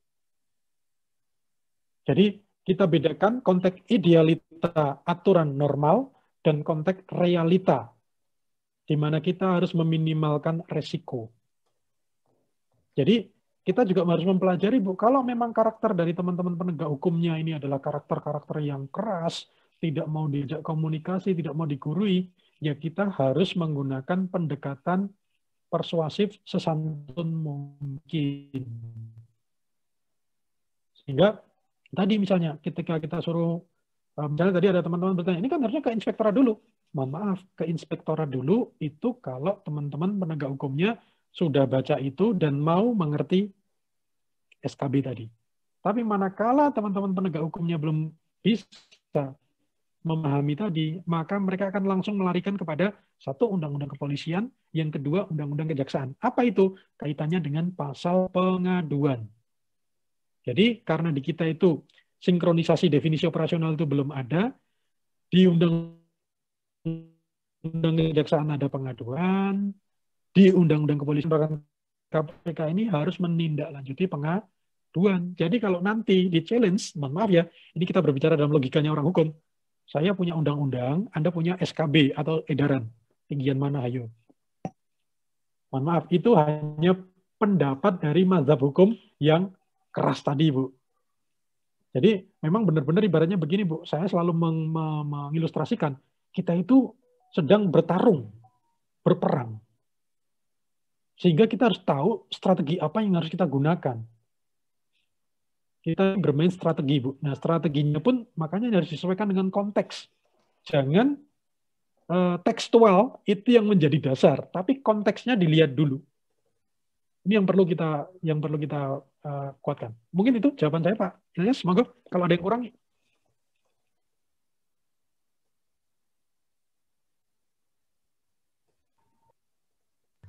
Terima kasih Pak Atas ya. Mungkin Ibu, suatu ada tambahan Ibu. Silakan, mungkin ada masih kurang Bu ya? Enggak Pak, mungkin dengan pandangan-pandangan tadi sudah cukup menjadi referensi saya untuk memberikan tanggapan ataupun pertanyaan-pertanyaan dari teman-teman yang dalam proses pemeriksaan. Dengan kembali ke normatif tadi bahwa antara SKB dengan protap dari undang-undang itu otomatis lebih di atas tentang protap pelaksanaan teknisnya. Mungkin makasih banyak Pak atas kesempatannya. Terima kasih moderator. Oke, terima kasih Ibu Andi. Selanjutnya Bapak Rudi Irwandi, perkenalkan diri, instansi mana, Pemda mana. Silakan Pak Rudi, dibuka videonya. Atau kalau tidak, Anda usah. Pak Rudi, ya silakan. Pak Rudi. Pak Rudi Irwandi. Silakan di-unmute Pak Rudi. Diklik unmute Pak.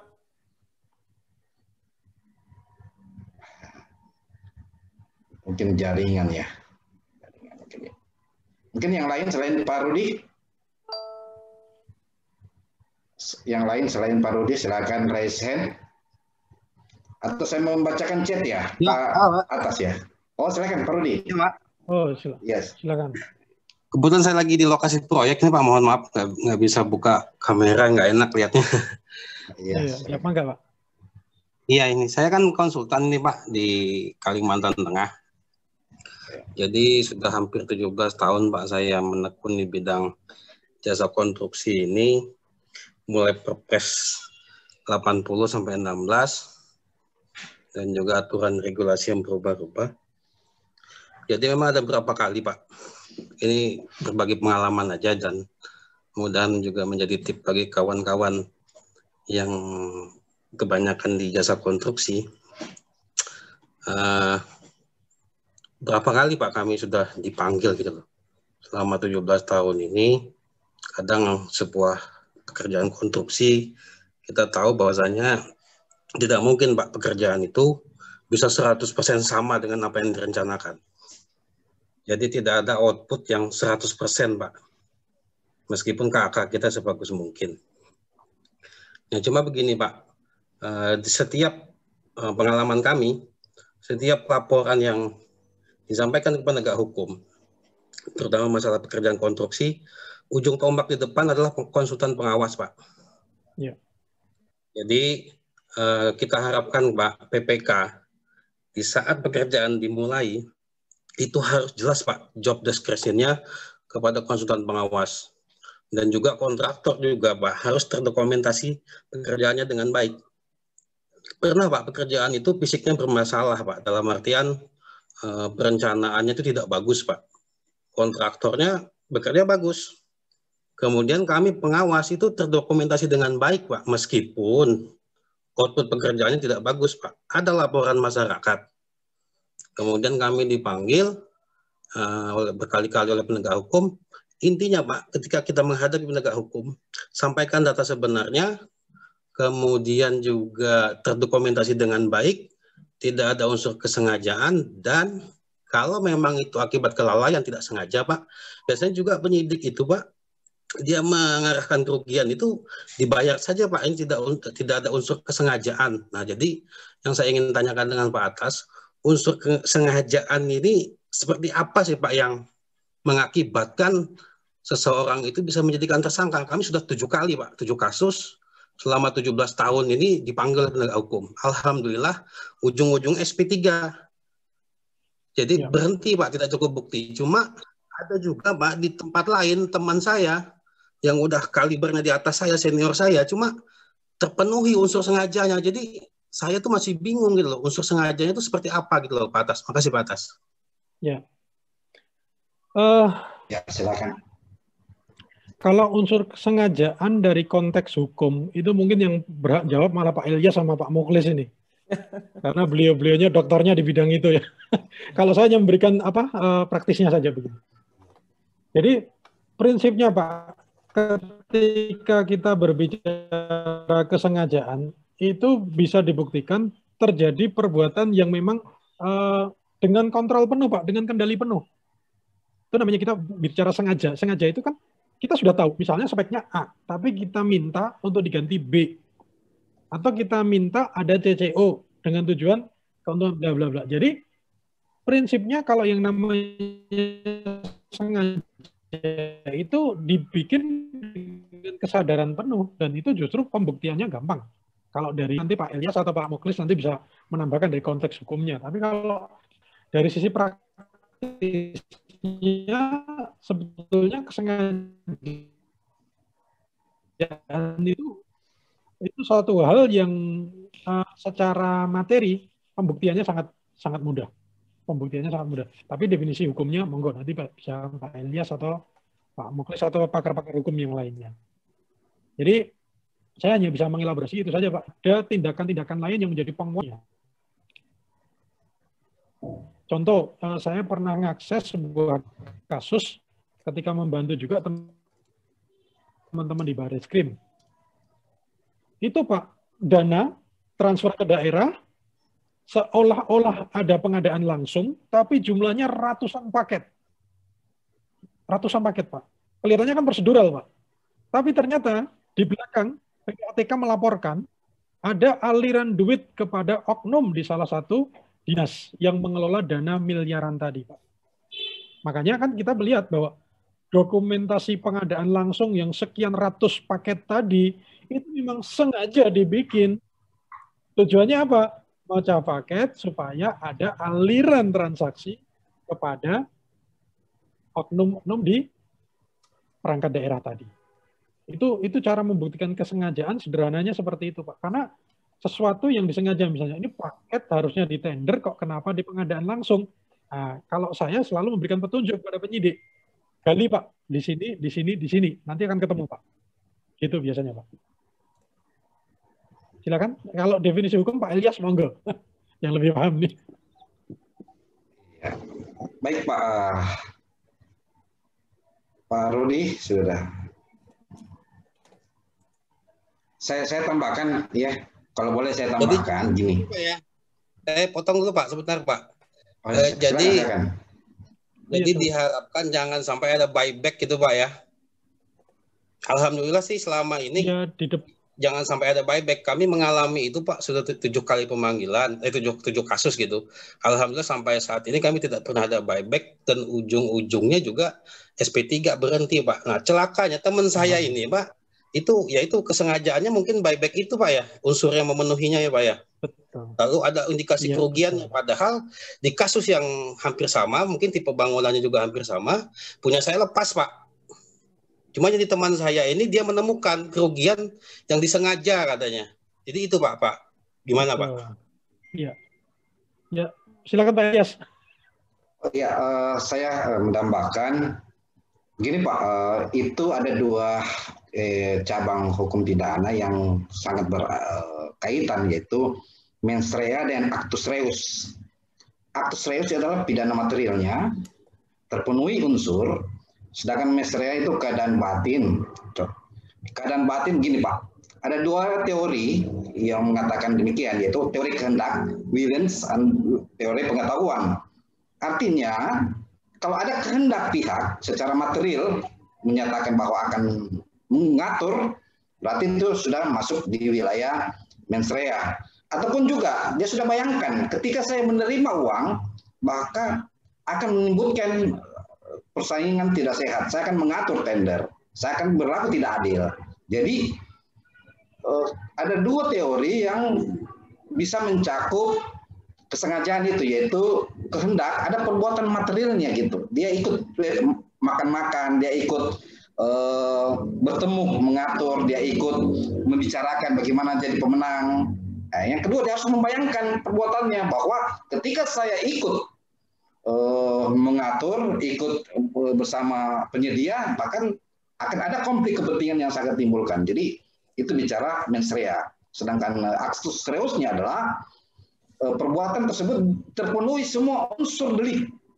Barang siapa dengan sengaja menyalahgunakan kewenangan atau jabatan, kesempatan dan tujuan memperkaya diri dan lain-lain dipenuhi. Jadi harus dipenuhi itu. Demikian Pak atas dari saya. Ya, makasih Pak Ilyas, elaborasinya luar biasa nih. Ya, yang lain silakan para peserta di classroom. Pak Ilyas, ini ada pertanyaan bagus Pak. Iya Pak. Ini izin tanya dari Pak Purwanto kalau nggak keliru ya. Auditor mendapat pertanyaan dengan gaya bahasa dan mimik tubuh yang berkesan meremehkan. Bagaimana cara mengatasinya? Ini penting ini Pak. Jadi auditor, dalam proses tipikor itu ya ini tidak hanya terjadi di pengadilan Pak. Saya di pengadilan pun beberapa kali didelegitimasi, ibaratnya tidak dianggap. Itu juga biasa Pak. Kenapa? Karena cara kita bertarung salah satunya adalah dengan cara menggugurkan seseorang. Misalnya begini, ketika kita akan hadir sebagai ahli, maka keahlian kita itu harus diuji dulu Pak. Orang ini benar-benar ahli atau tidak. Cara bertanya dengan meremehkan itu adalah suatu cara yang dari sisi psikologi penyelidikan atau interogasi itu digunakan untuk membuat perang urat saraf. Jadi jangankan Bapak ditanya ya, saya di pengadilan saja itu biasa, Anda itu ahli apa gitu Pak. Yuk, saya nggak ahli Pak, saya cuma mohon maaf datang dengan CV saya tulisannya segitu Pak. Dipakai monggo, tidak dipakai juga nggak baper saya Pak, tenang saja. Tapi biasanya hakim begitu sudah baca CV-nya, oh ya silakan dengar keterangannya nih, ini bagus nih, nah gitu biasanya. Nah biasanya begitu Pak. Kadang jadi gini Pak, dalam persidangan atau dalam proses penegakan hukum itu kan ada jaksa, ada pengacara. Kalau ibaratnya kita hadirkan pengacara, jaksa akan mendelegitimasi kita sekuat mungkin. Itu trik apa ya? Trik di pengadilan biasanya seperti itu Pak. Itu biasa banget gitu loh. Atau sebaliknya, ketika saya dibawa oleh teman-teman jaksa, saya akan didelegitimasi habis-habisan oleh pengacara Pak. Dan jujur Pak, saya terusir dari ruang sidang juga. Gara-gara apa? Gara-gara memang yang menghadirkan saya tidak membela saya. Jadi ketika saya didelegitimasi, lah kenapa Anda ngundang saya, bayarin saya? Ternyata saya terpaksa harus keluar Pak. Dan biasa Pak, nggak perlu baper Pak. Jadi dalam proses penegakan hukum pun itu ada strategi Pak. Ada strategi, mohon maaf ya, strategi kita mengintimidasi. Kalau diintimidasi, mohon maaf, Anda akan dibuat panik, dibuat takut, bahkan kalau perlu nangis, Pak. Itu strategi intimidasi, Pak. Tapi nanti ada juga strategi yang lain, Pak. Strategi entertain. Jadi Anda itu dikasih fasilitas. Bayangkan, sudah di BAP, tapi difasilitasi. Kasih makan, kasih minum, kasih snack, kasih rokok. Sudah pernah semuanya digitukan, Pak. Jadi, mohon maaf, Pak. Kalau kita, udah Bapak mau tanya apa, nggak usah pakai gini-ginian deh, udah hafal gitu. Jadi, makanya pentingnya kita itu paham medan perang yang kita hadapi. Makanya ketika sudah berproses di hukum, itu ibaratnya, kalau saya selalu menggambarkan, itu kayak orang berperang, Pak. Orang berperang itu bisa keluar menang, masih hidup, bisa keluar menang, cacat, bisa keluar tapi meninggal, bisa tidak keluar tapi masih hidup. Itu menderita banget, Pak. Artinya apa? Dia tersandera di medan pertempuran tadi. Nah, monggo, itu pilihan. Makanya strategi apapun akan digunakan dalam proses penegakan hukum. Makanya ini yang saya tangkap dari Dr. Jatmiko ketika mengajarkan saya hukum praktis itu seperti itu. Mas, dalam proses hukum, idealita itu hanya di bangku kuliah, Mas. Kalau sudah di proses yang real, maka gunakan semua cara yang memang memungkinkan. Sampai beliau apa menasihatkan seperti itu. Saya tuh cuma bengong aja sebagai orang awam hukum. Pak dokter nasihatnya begini. Oke Pak, saya terima Pak. Nah, makanya ketika kita berproses apapun itu, penting sekali kita paham konteks. Konteks, bukan sekedar tekstual. Itu Pak Ilyas, silakan. Kalau ada lagi. Ya, terima kasih Pak atas penjelasannya. Ada peserta lain? Pak Mulis? Ada Pak. Sampai batas jam berapa ya? Mula Warman. Pak Mula Warman. Oh, silakan Pak Mula Warman. Pak Mula Warman, dibuka videonya, perkenalkan diri. Pak Mula Warman. Silakan Pak, di-unmute Pak. Halo, selamat sore Pak. Sore Pak. Ini maaf Pak, videonya karena ini apa-apa, Pak. sinyal Silakan. agak jeda, jadi videonya dihemat Pak. Iya, siap. Ya Pak, kita sering menghadapi permasalahan hukum itu Pak, kadang ranah administrasi tapi ditarik pidana. Misalnya dengan undang-undang yang lebih tinggi, misalnya bukan undang-undang lebih tinggi, misalnya undang-undang KUHP itu dengan pasal perbuatan melawan hukum. Itu gimana Pak pencerahan untuk kami dan gimana tindak lanjutnya? Terima kasih Pak, hanya itu. Oh, masih sangat umum Pak, bisa lebih spesifik Bapak. Karena perbuatan melawan hukum nanti definisinya banyak banget Pak. Ya misalnya kita dalam proses pemilihan terjadi kesalahan. Ya. Sedangkan itu kan kalau menurut pemahaman kami, kalau kesalahan itu hanya administrasi. Kecuali memang ada keserakahan PBJ, misalnya ada suap dan tipikor lainnya. Tapi tipikor lainnya tidak ada. Tapi oleh APH itu sering ditarik menjadi perbuatan melawan hukum, gitu.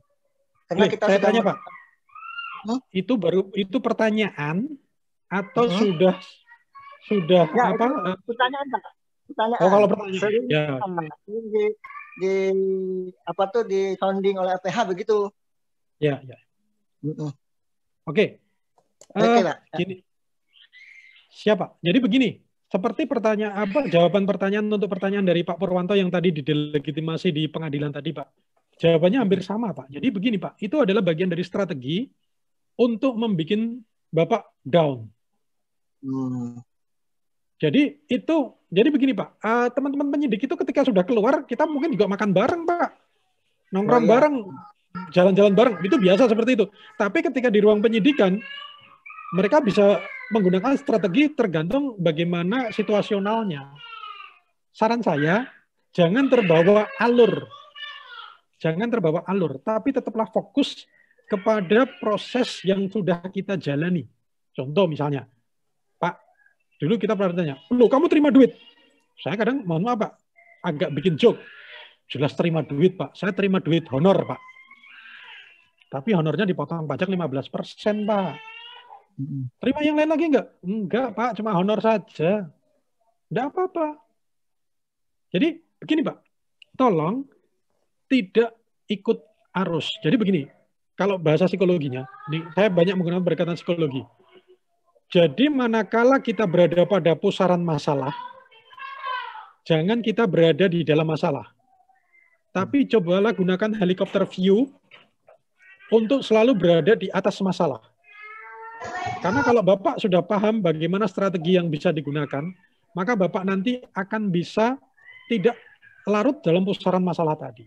Artinya, pertanyaan-pertanyaan seperti itu biasa banget, Pak. Bahkan ada juga lontaran pertanyaan begini, Pak. Ini saya tunjukkan.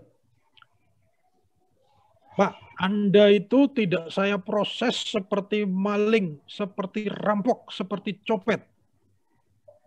Ada juga Pak, model pertanyaan seperti itu Pak. Artinya apa? Yang bersangkutan pengen membandingkan posisi kita atau yang ditanyai dengan posisi yang melakukan kriminal-kriminal umum seperti itu. Itu juga kejadian Pak dan tidak perlu Bapak menanggapinya dengan perasaan. Jadi benar-benar ketika dalam proses ini jaga pikiran tetap tenang, hati tetap damai, jawab sesuai dengan proses yang berlaku. Fokus kepada yang sudah kita jalani. Jangan larut dalam cara atau strategi yang digunakan oleh penyidik. Itu saja Pak Mula Warman. Monggo Pak Ilyas, saya balikin. Baik, Pak atas terima kasih penjelasannya. Dari mana Pak Mullah Warman? Cukup ya? Cukup, terima kasih banyak Pak ya. Baik, Pak Molis, Ya. Waktunya gimana? Sudah Waktu lewat atau ya, masih? 2 menit Pak masih. Tapi baik. tinggal 2 menit saja. Saya dari saya saja Pak. Siap, Saya mau menceritakan saya Pokja juga dari 2008 sampai 2014 Pak. Kala itu saya diperiksa dengan yang indikasi kerugian negara, ini bagi pengalaman ya Pak atas 5 miliar karena pekerjaan bangunan itu konstruksi retak-retak, ada laporan LSM. Ketika saya diperiksa di sebelah ruangan kejaksaan sana, sebelah ruangan teman saya juga diperiksa anggota Pokja, dibantingkan pintu dan dipukul meja karena tidak membawa sertifikat, karena sudah diwanti-wanti harus bawa sertifikat. Saya juga menghadap kasih Fiksus. Saya disodorkan laptop. Saudara Kurniawan, saya itu masih lagi kuliah itu Pak, jadi saya harus pulang balik Makassar, Kendari itu untuk Saudara Kurniawan, saudara mengisi jawaban pertanyaan saya di laptop saya gitu, pertanyaannya di Pejaksa gitu. Kasih Fiksus yang tangannya saya khusus. Saya membaca. Ini pengalaman Pak, strategi. Yeah. Saya membaca. Setelah saya membaca, saya disuruh menjawab tugas tupoksi saya. Saya pikir ini penyidik ini atau jaksa pasti tahu lah tupoksi Pokja. Tapi kenapa saya disuruh mengisi yang akan saya tanda tangani?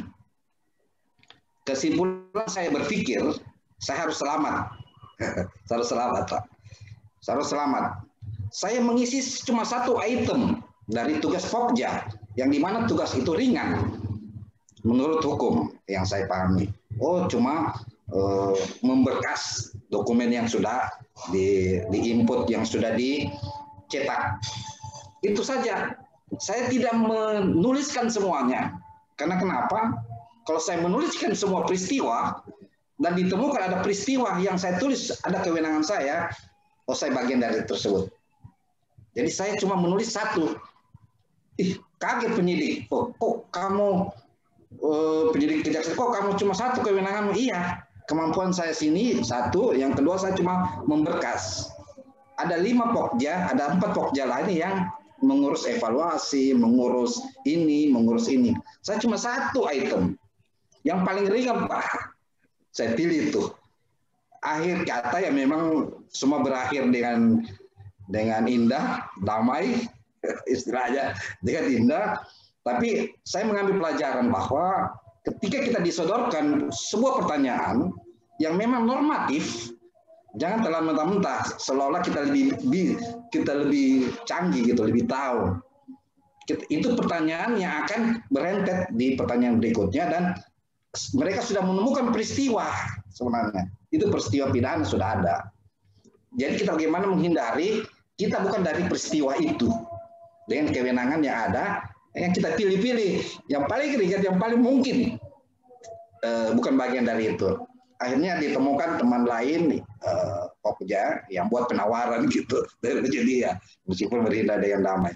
Itu Pak peristiwa saya ketika diperiksa di kejaksaan, yang saya tidak lupa karena waktu itu saya masih kuliah. Jadi saya mencari jawaban yang paling tidak relevan dengan perbuatan yang disangkakan. Demikian Pak. Itu bagi pengalaman Pak. Iya. Demikian Pak Mulis, mungkin sudah waktunya, sudah waktu jam, ya, sudah jam pas ya? Ya pukul, ya sudah pukul 18.02 ini waktu Indonesia Tengah di Kendari, Sulawesi Tenggara. Diingatkan kembali bagi peserta untuk mengisi post-test melalui daftar hadir paling lama 20 menit ya, paling lambat 20 menit untuk sebelum acara ini ditutup. Dan yang kedua, bahwa sertifikat dibagikan paling cepat 2 hari ya oleh panitia MS Training dan Consulting. Selanjutnya saya mengucapkan kepada saudara-saudara, teman-teman, Bapak Ibu telah mengikuti kegiatan ini dengan baik, dengan tertib. Terkhusus juga Bapak Muji Santoso, pimpinan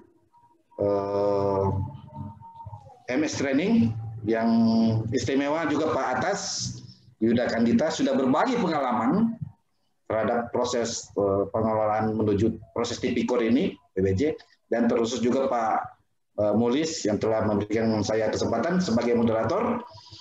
Ada kata-kata yang dari kami yang tidak yang keliru, mohon dimaafkan karena kesalahan adalah manusia biasa. Jadi perlu saya ingatkan untuk tetap mengisi post-test untuk mendapatkan sertifikat kehadirannya. Untuk waktu dan tempat saya persilakan kembali kepada Pak Mulis untuk mengatur. Siap, makasih ya, Pak Kurniawan. Terima kasih Bang Atas Yuda atas pencerahannya yang luar biasa pada sore hari ini. Mudah-mudahan bisa bergabung lagi nanti memberikan pencerahan kepada kami. Dan Pak Muji Santosa tadi izin duluan, Bang, karena harus mengejar pramugari katanya. Jadi salam buat Bang Atas, terima kasih atas ilmunya dan pengalamannya yang luar biasa. Ya, terima kasih Pak Kurniawan juga. Kembali mengingatkan Bapak Ibu untuk mengisi post-test sebagai daftar kehadiran.